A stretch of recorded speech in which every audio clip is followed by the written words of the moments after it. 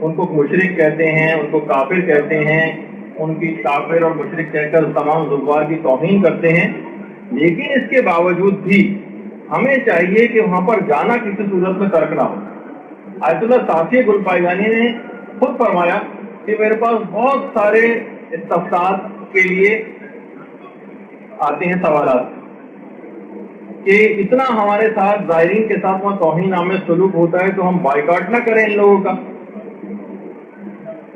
اور وہاں پر نہ جائیں احتجاجاً۔ انہوں نے کہا نہیں، جانا پہلے سے زیادہ ضروری ہو گیا، پہلے سے بھی زیادہ، بلکہ کہا کہ صرف سعودی عرب کے حد تک نہ رہیں، دیگر ممالک میں جہاں جہاں زیارتیں وہاں پر بھی جائیں، اور کچھ روایات جو ہے وہ کمزوری کیوں نہ صحیح، جیسے حضرت زینب سلام اللہ علیہ کا روزہ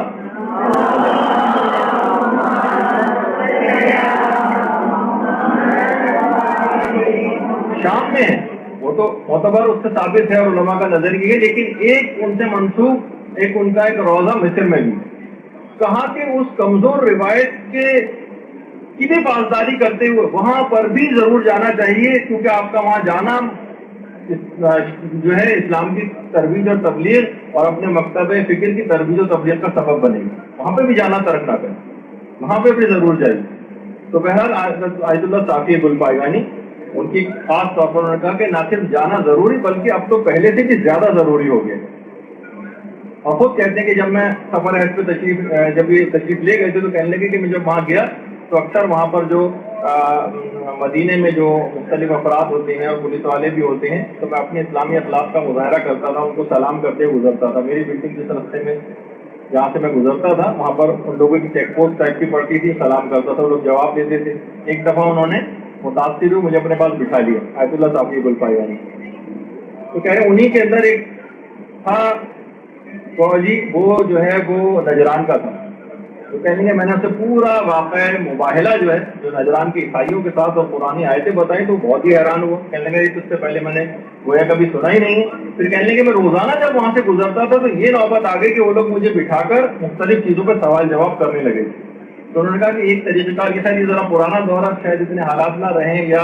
آیت اللہ صافی گلپائیانی جیسی شخصیت بھی ہونی چاہیے، اب تو خیر وہ مار مور کے بھگا دیں گے کسی کو، ہماری طرح کا کوئی آدمی ان سے جا کر اس قسم کی بات کرے گا، تو لیکن بہرحال انہوں نے کہا کہ بہت زیادہ ضروری ہو گیا۔ یہی وجہ ہے کہ ہمارے مراجع کرام جیسے آیت اللہ وحید خراسانی یہ بھی جب بقی گئے تھے تو باقاعدہ ہم نے علماء کا بھی وہاں پر اور مراجع کا طریقہ کار دیکھا کہ جنت البقی میں بھی جو اکثر علماء ہیں وہ باقاعدہ جوتے باہر اتار کر جاتے ہیں، چاہے وہ کتنی سخت گرم زمین کیوں نہ ہو، کہتے ہیں ائمہ کے قبور ہیں اس طرح روزے کے اندر جو ہے جوتوں سمیت اندر داخل نہیں ہوتے، خیر وہ اس لحاظ سے حرام نہیں ہے وہاں پر جوتوں سمیتوں کے راستے جو ہے الگ بنے ہوئے، لیکن اس کے باوجود بھی ہم نے دیکھا ہے کہ علماء کو کہ اکثر وہاں پر جو ہے اپنے جوتے وغیرہ اتار کر بقی کے اندر جو ہے داخل ہوتے ہیں۔ تو آپ کو ائمہ کے قبور کی زیارت اور دیگر زیارت بھی نہیں چھوڑنی، جب قبے یہاں کے اوپر بنے ہوئے تھے تب بھی زیارت کے لیے لوگ جاتے تھے، اور جب کہ قبے نہیں ہیں اور بالکل فلیٹ اب قبریں کر دی گئی ہیں تب بھی آپ کو جانا ترک نہیں کرنا چاہیے۔ اور علماء نے باقاعدہ اس سلسلے میں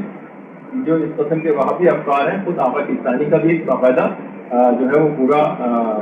سکتا ہے اس پر، جس کو انہوں نے محمد ابن عبد الوہاب کے متعلق کہا ہے کہ یہ ضال تھا اور یعنی گمراہ تھا، اور جو ہے فقہا کی ہر عقائد اور فروع میں ان کی جو ہے اختلاف ان سے کیا ہے، اور یہ جو وہابی فرقہ ہے یہ مدینے میں پیغمبر اسلام کی قبر کی زیارت کی نیت سے سفر کو حرام سمجھتا ہے اور ان سے توسل کو حرام سمجھتا ہے، خاص طور پر ان کے مرنے کے بعد ان سے توسل کو، اور پیغمبر اسلام سے جو توسل کرتا ہے یا اولیاء سے جو توسل کرتا ہے اس کو یہ مشرک سمجھتا ہے۔ اور محمد ابن عبد الوہاب سے یہ بات نقل کی گئی ہے کہ وہ ایک بات کہا کرتا تھا، اپنے تفتہ میں انہوں نے ذکر کیا ہے کہ میرے ہاتھ میں جو عصا ہے یہ محمد رسول اللہ سے بہتر ہے، اور کہتا تھا کہ یہ میرا عصا پھر بھی کوئی فائدہ دیتا ہے لیکن رسول اللہ کیونکہ مر چکے ہیں اور تو ان سے وہ کوئی فائدہ حاصل نہیں ہوتا۔ آیت اللہ سیستانی فرماتے ہیں اگر اس نے یہ بات کہی ہے تو اس کا کلام خود اس کی گمراہی اور کفر کے اس بات کے لیے کافی ہے۔ اچھا، تو بہت سارے افراد ایسے ہیں جو وہابی حضرات وہ اس بات پہ کافی جزبوز کرتے ہیں، اور ظاہر ہے کہ ایک ایسی چیز ہے کہ جس میں وہ کہتے ہیں کہ بھائی اس کا کیا ریفرنس ہے کہ اس نے یہ بات کہی تھی، تو الدرر ثنیہ فرت علی الوہابیہ کے نام شیخ احمد زینی دہلان شافعی کی باقاعدہ پوری کتاب ہے، جس میں اس کا یہ قول جو ہے اس کے ماننے والوں کے حوالے سے جو ہے وہ نقل کیا گیا ہے۔ تو بہرحال یہ دیکھیے تمام چیزیں اس طرح کی ہیں کہ آپ کو ضرورت ہے اس بات کی، کیونکہ اب یہ وہابی افکار، کیونکہ وہی جھوٹ بولنے کی جو ایک مسلسل پالیسی کہ بہت سے لوگوں کے دماغوں کے اوپر اثر انداز ہونے لگی، تو زیادہ سے زیادہ ان باتوں کو بیان کرنا مقصد ہے۔ اس کے لیے ایک بہترین کتاب اردو میں بھی ہے، آئین وہابیت آیت اللہ جعفر سبحانی کی، یہ آپ لے کر ضرور پڑھیں۔ اس کے جو دلائل ہیں، اس میں نے ابھی جو اکثر دلائل دیے اسی کتاب کے اندر آیت اللہ جعفر سبحانی نے نقل کی ہیں۔ یا مولا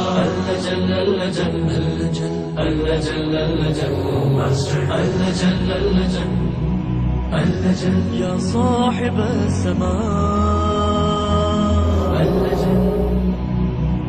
اللجن